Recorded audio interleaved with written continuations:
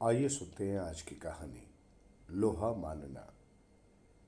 एक समय की बात है जब ऋषि मुनियों की एक सभा में इस बात को लेकर मतभेद होने लगा कि किस युग में किया गया थोड़ा सा पुण्य भी महान फल देता है तथा भूलोक पर वे कौन से प्राणी हैं जो सहजता से ही इस पुण्य फल को प्राप्त कर सकते हैं।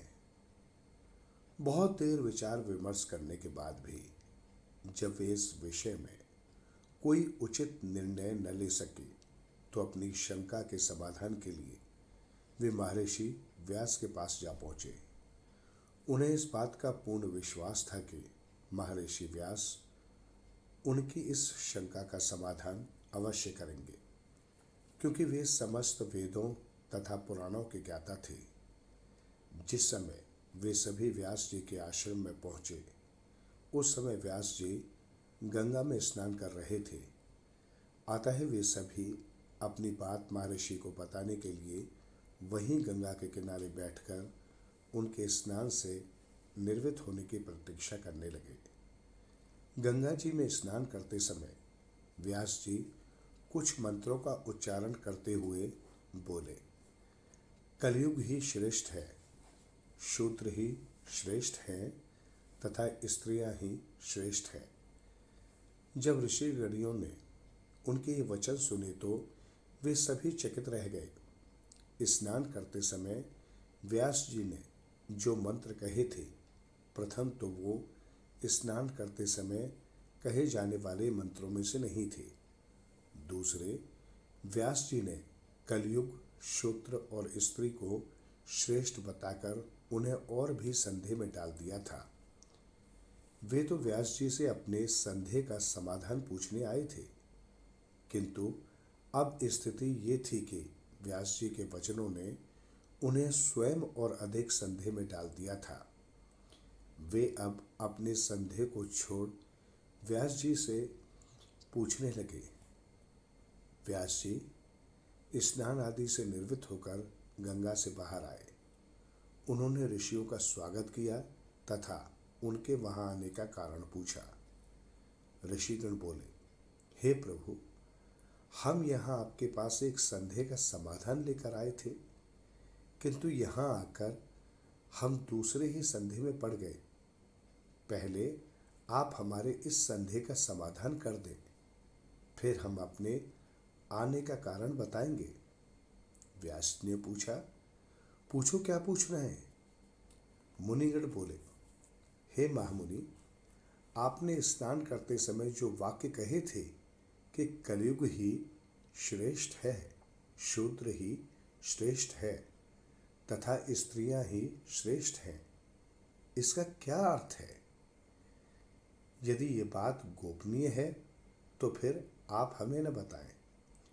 व्यास जी ऋषियों की मनोस्थिति भाप गए और मुस्कुराते हुए बोले, ऋषिगणों, मेरे कहे वचनों में कुछ भी गोपनीय नहीं है।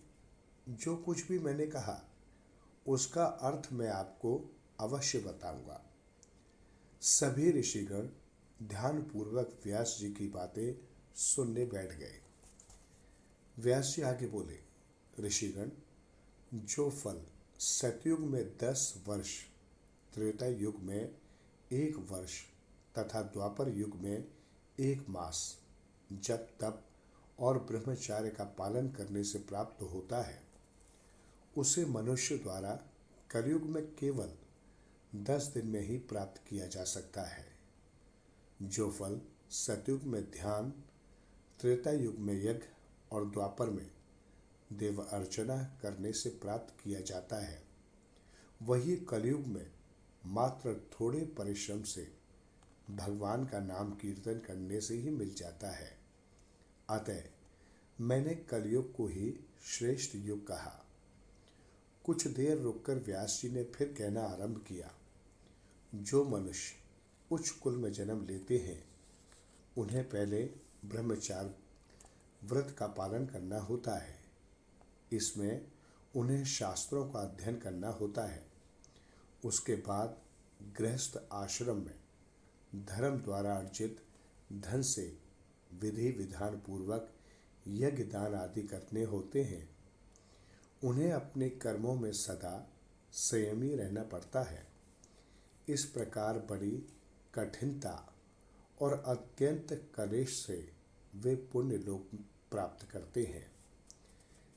इसके ठीक विपरीत बिना किसी भेदभाव के स्वतंत्र रूप से जीवन यापन करने वाला शूद्र सात्विक मनुष्यों की सेवा मात्र से ही सद्गति प्राप्त कर लेता है। अतः बिना किसी कड़े नियम, यज्ञ, दान, मंत्रोच्चार के ही दिव्य सेवा द्वारा सद्गति प्राप्त करने वाला शूद्र को मैंने श्रेष्ठ कहा। अंत में व्यास जी आगे बोले, धर्मानुकूल उपायों द्वारा यज्ञ दान आदि कठिन और कष्टकर तप व्रत साधना आदि द्वारा पुरुष पुण्य लोक को प्राप्त करते हैं, किंतु स्त्रियां तन मन तथा वचन से अपने पति की सेवा करने से ही पति के समान पुण्य लोक को सहज ही प्राप्त कर लेती हैं। अतः जिस पुण्य लोक की प्राप्ति पुरुषों को अत्यधिक परिश्रम से होती है, उसे स्त्रियां मात्र पति सेवा से ही प्राप्त कर लेती हैं। इसलिए मैंने स्त्रियों को श्रेष्ठ कहा। व्यास जी की ऐसी ज्ञान की बातें सुन मुनिवर आश्चर्यचकित रह गए। उन्होंने मुनिराज व्यास की बुद्धि तथा विद्वता का लोहा मान लिया।